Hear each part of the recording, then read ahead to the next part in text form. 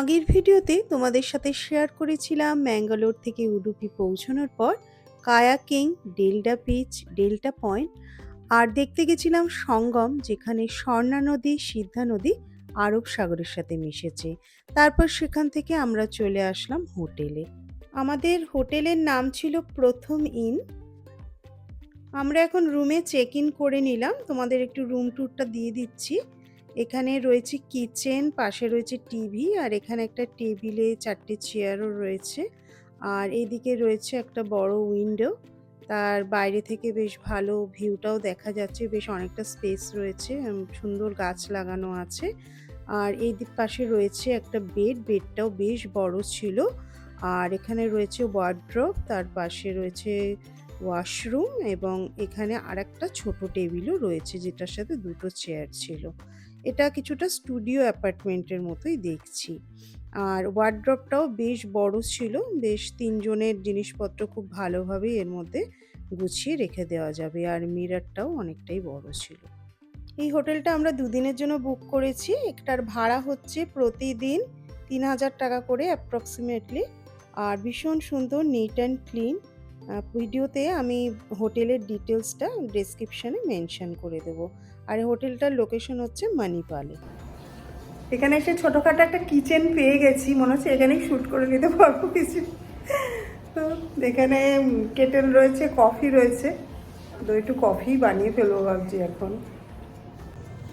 এখানে দুধের প্যাকেট রয়েছে, তারপরে এটা কি রয়েছে, এটা চিনি রয়েছে, এখানে ব্রুয়ের কফি, আর টেটলের টি আছে, সব কিছুই রয়েছে। আর এখানে ইলেকট্রিক কেটেল আছে। হোটেলে চা খেয়ে একটু রেস্ট করে নিয়েছিলাম, তারপরে রাত্রিরে ডিনার করতে চলে আসলাম বাক্কা সিনে। কিছু ইউটিউব ভিডিওস দেখছিলাম যে কোথায় ডিনার করা যায়, তো দেখলাম এটার রিভিউটা বেশ ভালো আছে। মোটামুটি সবাই আসে বাক্কা সিনে উডুপিতে আসলে, তো আমরাও চলে আসলাম এখানে ডিনার করতে।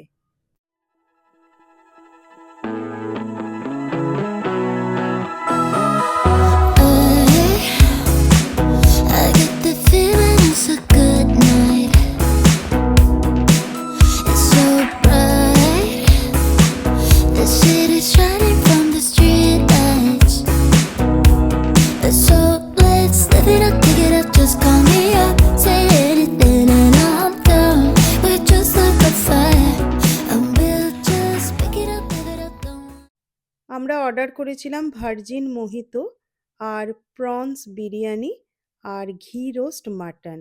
সব খাবারের কোয়ালিটি ভীষণ ভালো ছিল। তো তোমরা যদি এখানে আসো, এখানে কিন্তু খাবার একবার ট্রাই করতে পারো। এখন এখান থেকে হোটেলে ফিরে গিয়ে একটু তাড়াতাড়ি শুয়ে পড়বো, কালকে খুব ভোর ভোর উঠে আবার বেরোতে হবে। এখন আমরা সকাল সকাল রেডি হয়ে বেরিয়ে পড়েছি উডুপির কৃষ্ণ মন্দিরে পুজো দেওয়ার জন্য। আমরা এখন পৌঁছেও গেছি। 1300 শতাব্দীতে মহাগুরু মাধবাচার্য এই মন্দিরের প্রতিষ্ঠা করেন। উডুপির যে সিভিলাইজেশন, এটা এনশিয়েন্ট সিভিলাইজেশন। মহাভারতেও কিন্তু এই উডুপির উল্লেখ পাওয়া যায়। মহাভারতে যখন কুরুক্ষেত্রে যুদ্ধ হয়েছিল, তখন সব রাজারা কেউ কৌরবদের পক্ষে, কেউ পাণ্ডবদের পক্ষে ছিলেন। কিন্তু উডুপির যিনি রাজা ছিলেন, তিনি কিন্তু নিউট্রাল ছিলেন। তিনি কী করতেন, দুই পক্ষের যারা যুদ্ধে অংশগ্রহণ করেছিলেন, সৈন্যরা, রথী মহারথীরা, তাদেরকে উনি খাবার দিতেন, রান্না করে খাবার দিতেন। এবং এর একটা ব্যাপার আছে, মানে এত সৈন্যর খাবার, কেউ কেউ যুদ্ধে প্রাণ হারাতেন, মানে কী করে তিনি ফুডটা ম্যানেজ করতেন। তিনি হ্যান্ডফুল অফ বাদাম কৃষ্ণকে দিতেন প্রতিদিন, এবং কৃষ্ণ সেখান থেকে যে কটা খেতেন আর যে কটা পড়ে থাকতো, উনি সেইটা দেখে বুঝতেন যে কতজনের জন্য রান্না করতে হবে। মনে করো 20 জনের জন্য 20টা বাদাম কৃষ্ণের হাতে দিলে, কৃষ্ণ হয়তো 10টা খেলেন আর বাকি 10টা পড়ে থাকলো। তিনি ওই 10,000 সৈন্য বা তার থেকে একটু বেশির জন্য রান্না করতেন। আর তিনি বুঝে যেতেন যে কটা বাদাম কৃষ্ণ খেয়েছেন, সেই সংখ্যক সৈন্য বা রথী মহারথীরা কিন্তু যুদ্ধে সেদিন প্রাণ হারাবে।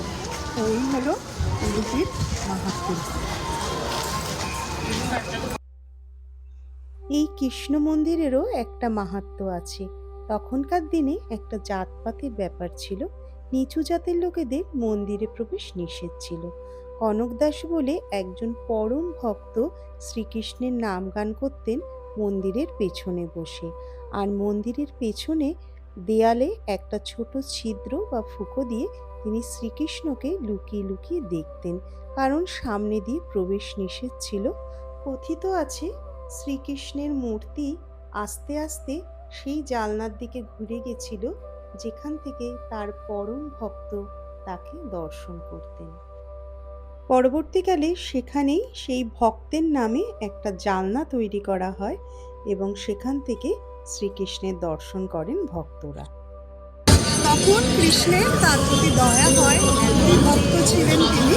তখন কৃষ্ণ আস্তে আস্তে নিজের মূর্তিটা ঘুরে গিয়ে ওই যে জানলা বা ফুটো দিয়ে উনি দেখতেন সেই দিকে মূর্তিটা ঘুরে গেছিল। এবং এখনও আমরা যে দর্শন করলাম না, ঠিক সেই জানলা দিয়েই আমরা কৃষ্ণের দর্শন করি। কৃষ্ণ মন্দিরে আমাদের পুজো দেওয়া হয়ে গেছে, এখন বেশ অনেকটাই বেলা হয়ে গেছে। এখন আমরা একটা রেস্টুরেন্ট দেখে কিছু খাবার এখান থেকে খেয়ে নেব। আমরা এখন চলে এসেছি উডল্যান্ডস রেস্টুরেন্টে। এখানে উডুপির কিছু অথেন্টিক খাবার আজকে ট্রাই করব। খাবারের জন্য উডুপি ভীষণ বিখ্যাত। অল ওভার ইন্ডিয়ায় উডুপি নামে অনেক ক্যাফে রেস্টুরেন্ট তোমরা দেখতে পাবে। ব্যাঙ্গালোরেও অনেকগুলো উডুপি ক্যাফে এবং রেস্টুরেন্ট আছে। আমিও দু একবার সেখানে খেয়েছি, ভীষণ খাবারের কোয়ালিটি এদের ভালো। আর আজকে অথেন্টিক উডুপিতে বসেই উডুপির খাবার খাবো।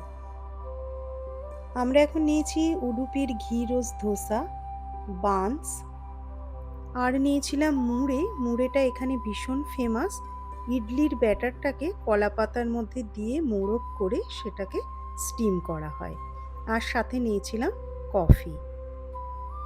আর নিয়েছিলাম অথেন্টিক উডুপির থালি, যেটার মধ্যে সব কিছু সুন্দর করে বাটি দিয়ে সাজানো ছিল। থালিতে ছিল ভাত, লুচি, সাম্বার, রসম, ডাল, একটা পালিয়া, আর হচ্ছে পায়েস, আর দই আর পাঁপড়। ওখান থেকে খেয়ে আমরা বেরিয়ে আসলাম। এসে দেখলাম একটা A2 আইসক্রিমের দোকান রয়েছে। এখানের আইসক্রিমগুলো A2 মিল্ক দিয়ে তৈরি করা হয়। আর এখানে একটা বিশেষত্ব আছে, এখানে যে আইসক্রিমের মধ্যে যে ফ্রুটসগুলো ব্যবহার করা হয়, এখানে কোনো এসেন্স বা ব্যবহার করা হয় না। এখানে রিয়েল ফ্রুটস দিয়ে কিন্তু আইসক্রিমগুলো তৈরি করা হয়। যেমন আতার আইসক্রিম, কাঁঠালের আইসক্রিম, বিভিন্ন রকমের ফলের আইসক্রিম এখানে ছিল। ভীষণ একটা নতুনত্ব লাগলো, সেই জন্য আমরা একটু আতার আইসক্রিম আর কাঁঠালের আইসক্রিমটা একটু টেস্ট করে নিলাম। ভীষণ ভালো ছিল। একটা নতুন রকম অভিজ্ঞতা হলো, একদম অরিজিনাল ফ্রুটস দিয়ে আইসক্রিমটা খেলাম, বেশ ভালো ছিল। আর এই দোকানটায় হ্যান্ডক্রাফটের অনেক কিছু দেখছিলাম, জিনিসপত্র ছিল, সেইগুলো আমরা একটু এক্সপ্লোর করছিলাম। তারপরে এখান থেকে আমরা বাড়ি চলে গেলাম, হোটেলে চলে গেলাম। হোটেলে গিয়ে একটু ড্রেস চেঞ্জ করে চলে গেলাম উডুপির আরও বিভিন্ন জায়গা দেখতে। পরের ভিডিওতে তোমাদের সাথে অবশ্যই সেইগুলো শেয়ার করব। তোমরা অবশ্যই ভিডিওটা দেখো। তোমাদের সাথে দেখা হবে পরের ভিডিওতে। সবাই ভালো থেকো, সুস্থ থেকো, টাটা।